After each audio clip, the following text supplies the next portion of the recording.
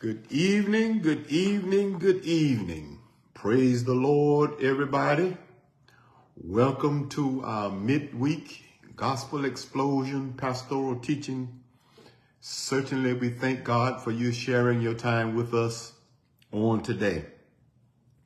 Well, we do honor God, who is sovereign and supreme, to his Son, Jesus Christ, who is Savior Lord, and to the Holy Ghost, who is our comforter, leader, teacher, and our guide.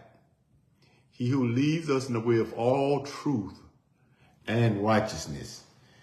And to each of you in your respective places, we greet you with Jesus' joy and certainly in divine love. Well, tonight, we'd like to call your attention to the gospel according to St. John. St. John chapter 16. And we'll begin reading at verse number 7. That's St. John chapter 16, verse number 7. Again, we'd like to thank each of you for sharing your time with us on today. If you're there, you'll find these words recorded. Nevertheless, I tell you the truth. It is expedient for you that I go away. For if I go not away, the Comforter will not come unto you. But if I depart, I will send him unto you. And when he is come, he will reprove or convict the world of sin and of righteousness and of judgment. Of sin, because they believe not on me. Of righteousness, because I go to my Father. I go to my Father, and ye see me no more. Verse 11. Of judgment, because the prince or the ruler of this world is judged. I have yet many things to say unto you, but you cannot bear them now. Howbeit, when he, the Spirit of truth, is come, he will guide you into all truth. For he shall not speak of himself, but whatsoever he shall hear, that shall he speak, and he will show you things to come. Verse 14, he shall glorify me, for he shall receive of mine, and shall show it unto you. St. John chapter 16, verse 7 through 14. Shall we pray? Father, we thank you now for this preaching and teaching moment.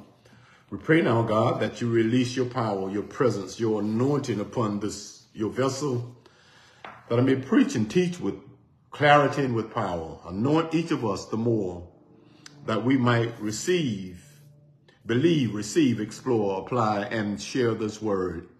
In advance, we give you all of the honor, all of the glory, all of the praise. For it's in Jesus' precious name that we pray. And every heart said, amen. Well, tonight, we want to speak from these words. 5 tasks of the Holy Spirit. 5 tasks of the Holy Spirit. For the last several weeks, we have been talking about soul winning and evangelism. And of course, that is our mandate from the Master. That is our command. That is our commission. But in order to be effective and efficient in doing what our commission and our command, our commission and our commands are, then we must understand the task or the work or the ministry of the Holy Spirit. It's so important that we understand that the Holy Spirit is not just something that hit you in the head and the feeling went down to the soles of your feet. The Holy Spirit is a he that lives within the body of every believer. So tonight, we're going to focus in on the task or the work of the Holy Spirit. It's so important that we understand what are the duties and even the responsibilities of the Holy Spirit. My brothers and my sisters, a great deal is being said and written today about the Holy Spirit. A few years ago, the Holy Spirit was neglected in many of our churches and in many of our preachers. How different from today. Almost every book that comes off the press and almost every Christian conference that convenes has something to say about the Holy Spirit and the Spirit-filled life. I believe it is safe to say or safe to conclude that never has as much been said about the task of the Holy Spirit as in our present day. However, this extravagance or this profusion of proclamation about the Holy Spirit has often led to confusion. This profusion about the Holy Spirit has often led to confusion. So, clarity is needed in the church today. So, what better place to go to clarify our thinking on the Holy Spirit than to our Lord and Savior, Jesus Christ, our Master himself. My brothers and my sisters, in the final chapters of St. John's Gospel, Jesus had some significant things to say about the Holy Spirit. What is the task? What is the duty? What is the responsibility? What is the work of the Holy Spirit? What does the Holy Spirit do? Good question. Glad you asked. It's important now, if we're going to make sure that we follow the command and commission of God, then we must know what the Holy Spirit does, because we need the Holy Spirit in order to be efficient and effective as we carry out the assignment that God has given us individually and collectively. So what does the Holy Spirit do? Well, after studying this text, I discovered that, first of all, the Holy Spirit establishes our relationship. Did you get that? The Holy Spirit establishes our relationship. The Bible declares that man without Christ is separated from God. Isaiah chapter 59, verse 2 says, your iniquities have separated between you and your God, and your sins have hid his face from you, that he will not hear. Our sins created a wall that literally separates us from the one who created us and made us. However, salvation, hear me well, salvation is that experience in which we are brought back into a relationship with God. Yes, isn't that good news? Our sins When we have received salvation, eternal salvation, our sins are removed or forgiven. And so what does that mean? Well, that means that the barriers are broken down. We are now reconciled to God. You see, my brothers and my sisters, the death of Christ makes this reconciliation possible. So the question you may ask is, how do we enter into this new relationship? Remember, the first task that we're going to talk about tonight of the Holy Spirit is that the Holy Spirit establishes our relationship. So, how do we enter into this new relationship? My brothers and sisters, that is the task of the Holy Spirit.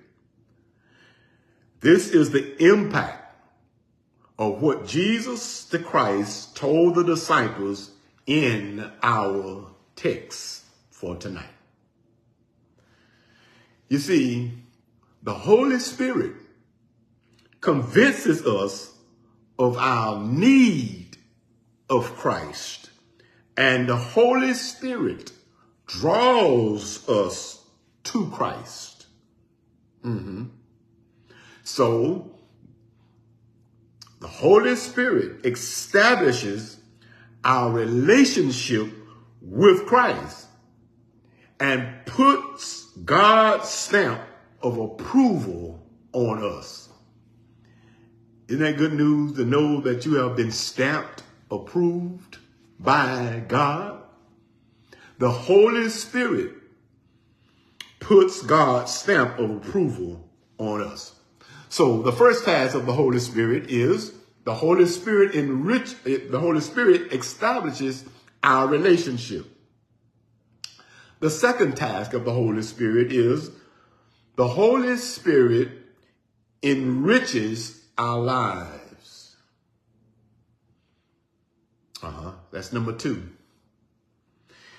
When the Holy Spirit establishes us in a new relationship with God, He is not through with us. It doesn't stop there.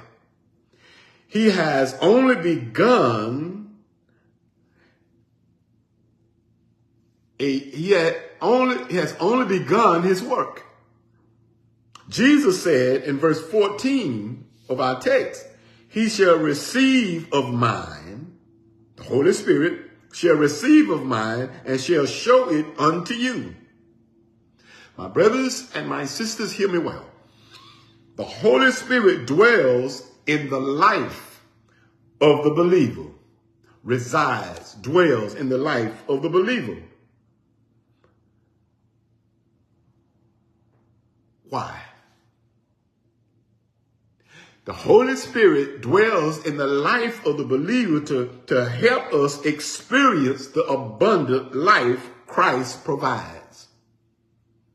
You do remember that Jesus said He came that we might have life and life more abundantly. So the Holy Spirit dwells in the life of the believer to help us experience the abundant life that Christ provides. How does the Holy Spirit enrich our lives? I hear you. How does the Holy Spirit enrich our lives? Well, that's another good question. You see, the Holy Spirit enriches our lives first by giving us spiritual gifts. It's in 1 Corinthians chapter 12, verse 7. So now, as we develop these gifts and dedicate them to God, our Father, our lives will be enriched.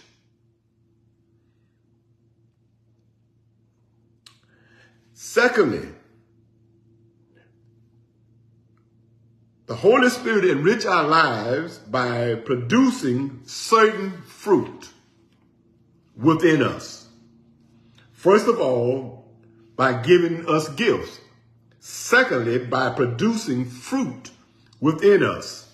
And of course, that's in Galatians chapter 5, verse 22 and 23. It talks about the fruit of the Spirit. Now, when we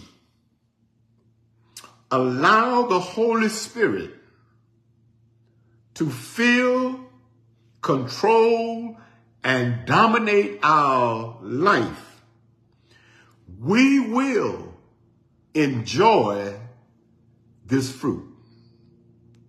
The fruit of the Spirit. You know, the characteristics of the fruit of the Spirit, is love and goodness and patience and all of that. So when we allow the Holy Spirit to fill, control, and dominate our life, we will enjoy these fruit, or this fruit of love and goodness and patience and kindness and all those. Now, so we said that the first way the Holy Spirit enrich our lives is by giving us fruit. Secondly, by producing, first by giving us gifts. Secondly, by producing fruit within us. Thirdly, by developing us toward Christ's likeness. Now, I want you to turn with me to that one because I want you to see this. Ephesians chapter 1, verse 13.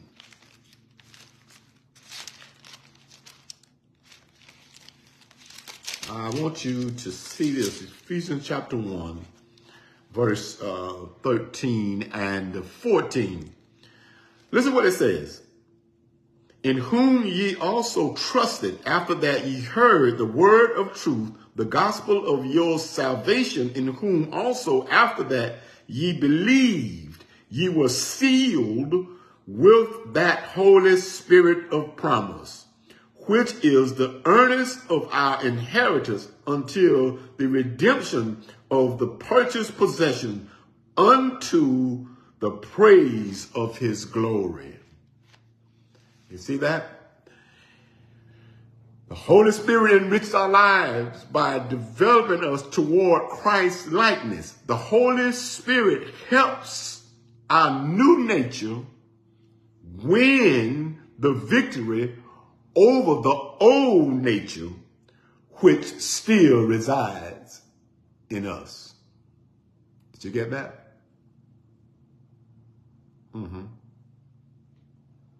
So, the task of the Holy Spirit. First of all, we said the task of the Holy Spirit is the Holy Spirit establishes our relationship. Secondly, the Holy Spirit enriches our lives. The third thing that the Holy Spirit does is the Holy Spirit enlightens our mind. Let's look at the text. St. John chapter 16. Let's look at verse 12 and 13. Listen what it says. It says, I have yet many things to say unto you, but you cannot bear them now. Howbeit, when he, the Spirit of truth, that's the Holy Spirit, is come, he will guide you into all truth. For he shall not speak of himself, but whatsoever he shall hear, that shall he speak, and he will show you things to come. The Holy Spirit, the third task is the Holy Spirit enlightens our mind. Jesus told his disciples that there were many things they could not yet understand. But he was telling them that the Holy Spirit, however, would reveal those things to them and guide them into all truth. Hallelujah. One of the most marvelous ministries of the Holy Spirit is the teaching ministry. How do I know that? Or why am I saying that? Well, in St. John chapter 14, verse 18, Jesus promised the disciples that I will not leave you comfortless. I will not leave you as orphans. Jesus taught them what was going to happen to them after he left. He told them, or he taught them, that I will not leave you comfortless. I will not leave you as orphans. The Greek word translated orphans was often used to speak of students or disciples who were deprived of the presence and teaching of their master, or their rabbi. Listen carefully. So the promise then is that we will never be without our divine teacher. Are you hearing me? Remember now, the third task of the Holy Spirit is that it enlightens our mind. It enlightens our thinking. And Jesus said he will not leave us comfortless. I'm going to send you someone. I'm going to send you the Holy Spirit. And so you will not ever be without your divine instructor or your divine teacher. You see, my brothers and sisters, hear me well. Every believer, every child of God has a master teacher dwelling within. And that is the Spirit of truth. That is the Holy Spirit. He goes everywhere we go. He faces every experience we faces. He confronts every decision we confront. And he shows us the way to go. So Jesus is saying here that one of the tasks, the third task in our text, of the Holy Spirit is that it enlightens our mind. He dwells in us and teaches us and tells us what to do and what not to do. The fourth task of the Holy Spirit. Before we go to number 4, let's go back and let's go back to number 1. The Holy Spirit establishes our relationship. That's the first task we talked about tonight. Secondly, the Holy Spirit enriches our lives. Thirdly, the Holy Spirit enlightens our mind. The fourth task of the Holy Spirit is the Holy Spirit encourages our hearts. My brothers and my sisters, as we carry out the assignment that God has given us, as we follow the command and the commission of our Father, our triune God, somewhere along the journey, we will need some encouragement. And from Genesis to Revelation, when God commission for anyone to do anything, he always encouraged them. Now we're New Testament saints, so we have the Holy Spirit living in us. In the Old Testament, they had the Holy Spirit walking with them. We are New Testament saints. Now we have the Holy Spirit living in us. And one of the tasks, one of the duties of the Holy Spirit is to encourage our heart. Now, the word Jesus used to describe the Holy Spirit is translated comforter in verse 7. Let's look at that. Verse 7, let's go back to that. Chapter 16, St. John, verse 7. Nevertheless, I tell you the truth. It is expedient, or it is advantageous for you that I go away. For if I go not away, the Comforter, you see that, will not come. The Holy Spirit will not come. Jesus called him a comforter. Holy Spirit will not come unto you. But if I depart, I will send him to you. Now, Jesus is talking to his disciples. He's also talking to us as disciples as well. So let's look at that closely.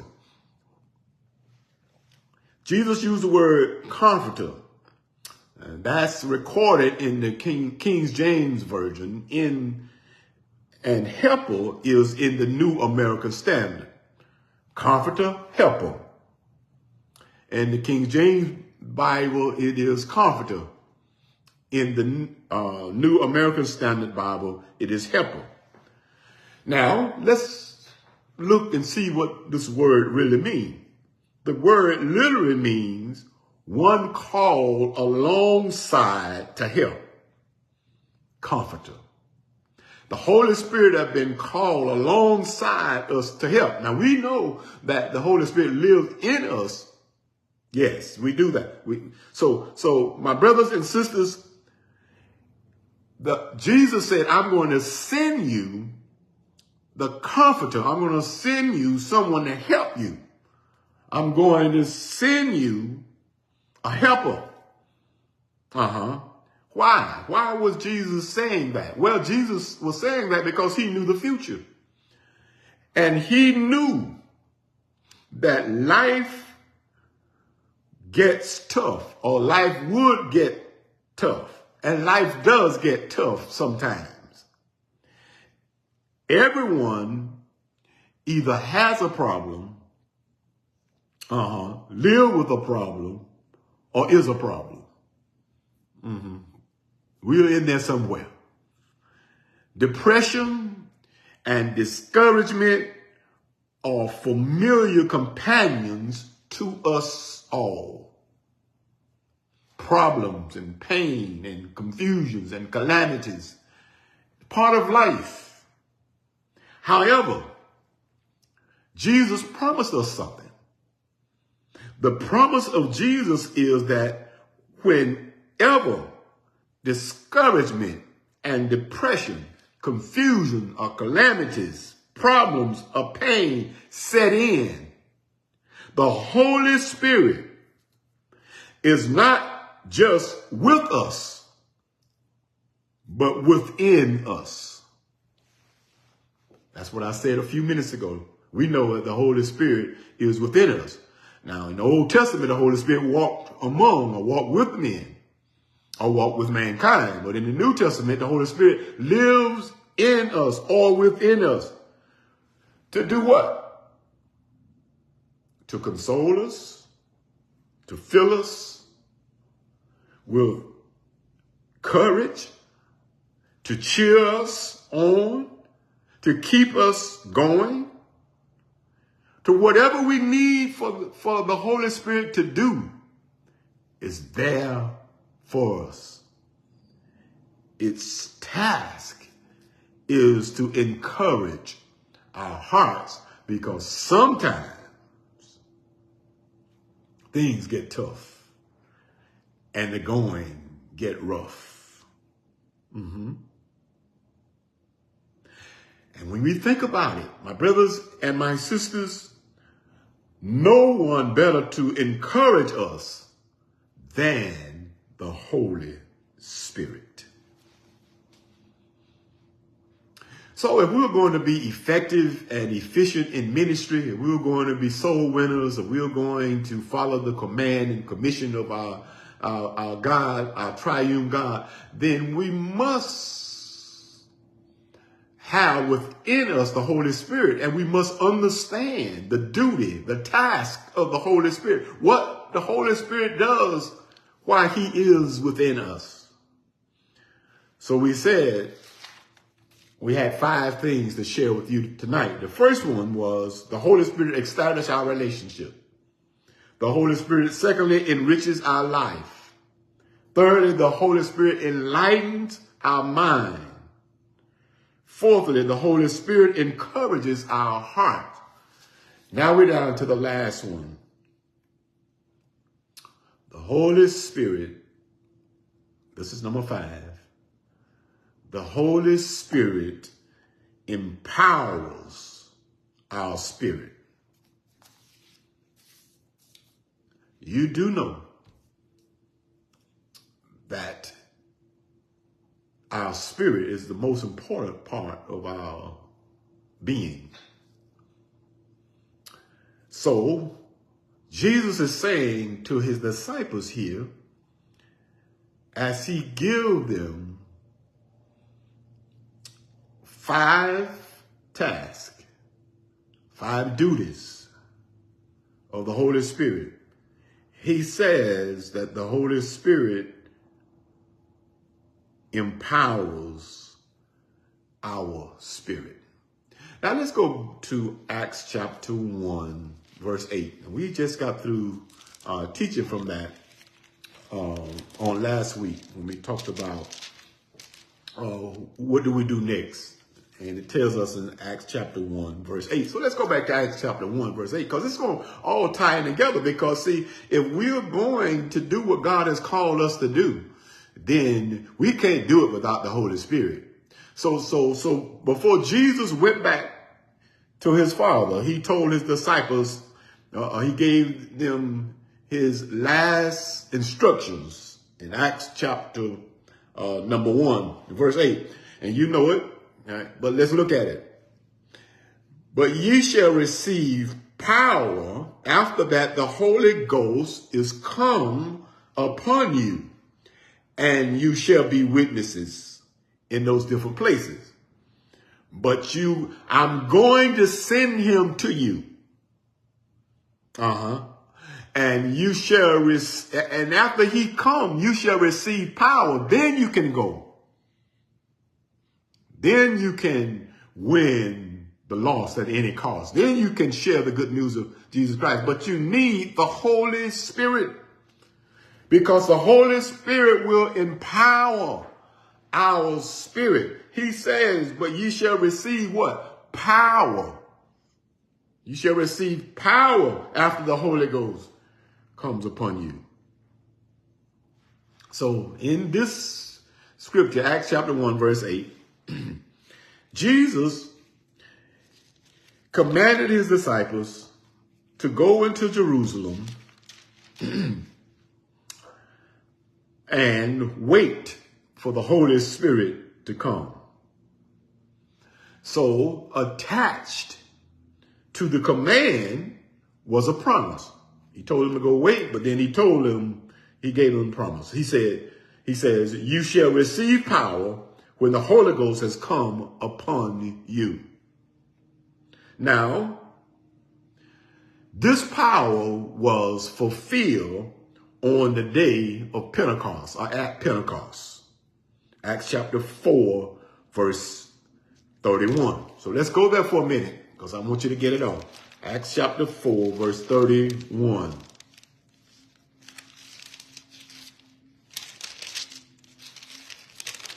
Listen what it says. And when they had prayed, the place was shaken where they were assembled together, And they were all filled with what? Filled with the Holy Ghost. And they spake the word of God with boldness. You see, that's why many of Christians do not follow the command and commission or the mandate of God because of the lack of the Holy Spirit. You see, on the day of Pentecost, they prayed and the place was shaken, and they were all filled with the Holy Ghost as they spake the word or spoke the word of God with boldness. And see, if you got the Holy Spirit on the inside, you can be bold in what you're doing for God. So now, we almost finished. Paul says something in Ephesians chapter 3, verse 16. And I want you to go with me there. Ephesians chapter 3, verse 16. Very quickly. We're almost done for tonight. But I want you to see this. I was going to just read it, but I think I need for you to take a look at Ephesians chapter 3, verse 16. Here it is. That he would grant you, according to the riches of his glory, to be strengthened with might by his Spirit in the inner man. Wow. We are strengthened with power through the Spirit or through the Holy Spirit in the inner man. That's what Paul is saying. This truth, my brothers and my sisters, is woven through all of Christian history. We are strengthened with power through the Holy Spirit of God in the inner man.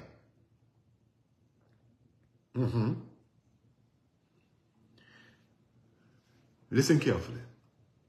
Whenever lives have been changed, whenever churches have been started, whenever the lost have been saved, whenever power has been experienced, guess what the explanation has always been? The explanation has always been, it has been a mighty move of the Holy Spirit.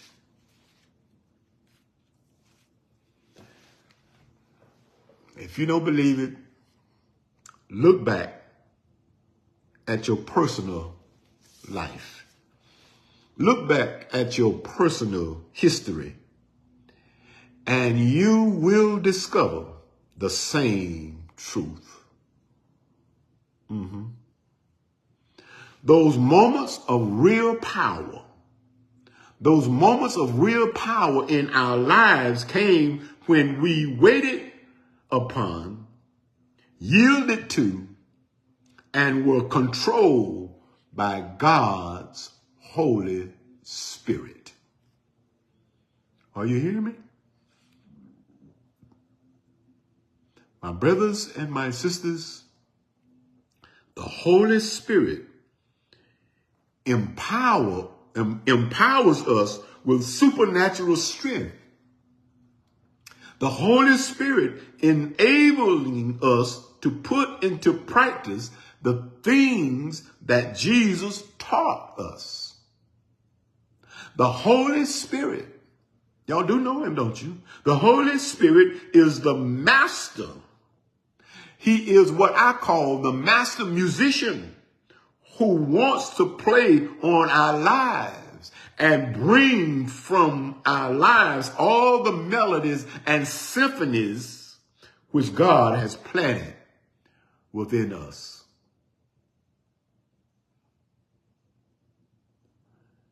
And we must not refuse him the key. Did you get that? I said again, just in case you didn't get it. The Holy Spirit is the master musician who wants to play on our lives and bring from our lives all the melodies and symphonies which God has planted within us. And we must not refuse him the key.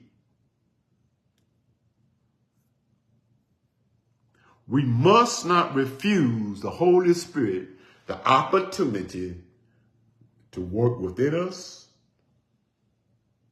to work for us, to work through us. We must not, we really can't afford to refuse the Holy Spirit the opportunity to do what it does. The Holy Spirit has its duties, its task. It establishes our relationship. It enriches our lives, enlightens our mind, encourages our heart, and empowers our spirit. So that's why in the old church, there was a hymn that they used to sing or recite. Holy Spirit, heavenly dove, come with your quickening powers. Shall we pray? Father, we thank you for allowing us this privilege and this opportunity to come together on tonight. We thank you, Father, for this word on tonight, reminding us of the task, the duties of the Holy Spirit. We pray now, God, that you will let this word tonight sink deep into our hearts, minds, and spirits, that it will make us better Christians, better disciples, better ambassadors of yours as we carry out the assignment that you have given us, the assignments that you have given us individually and collectively. Thank you, Lord, for reminding us that the Holy Spirit can and will work within us as he lives in the heart of every believer. We pray now, God, for the church, the call out ones, the ecclesia, the body of Christ, that we would allow the Holy Spirit to do his work, and we would be the ones that will be led by the Holy Spirit of God as we take on, as we follow, as we be obedient to your commission and to your command. We pray for strength, oh God. We pray for healing for those who may be sick and shut in, those who may be suffering with a malady or sickness or disease.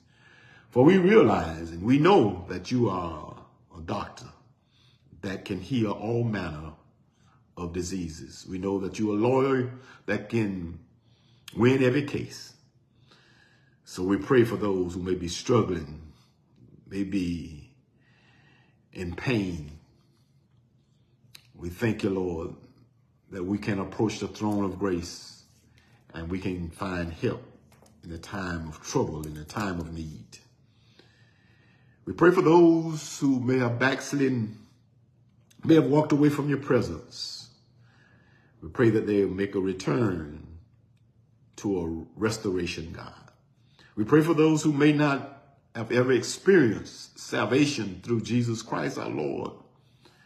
We pray that they would make a decision and make a decision now to receive the Lord Jesus Christ as their personal Savior. Because I believe that the abundant life begins with we giving our lives to Christ, who bled, suffered, and died that we might live. And if you're watching or listening on tonight and you're not saved, we want to extend this invitation to you. And if you're watching or listening and you've never been saved, pray this prayer with me or repeat after me. Lord God, I'm a sinner. I need to be saved. I need salvation. I believe that Jesus Christ is your son. He died for my sins, and you raised him for my redemption. Come into my heart, Lord Jesus, and make me a new creature, a new creation. I receive you as Lord and Savior of my life. If you prayed that, if you said that on tonight, according to the word of God, you are saved. And what I want you to do is to connect with a Bible teaching, Bible believing church so you can understand what your next steps are. You just made step one.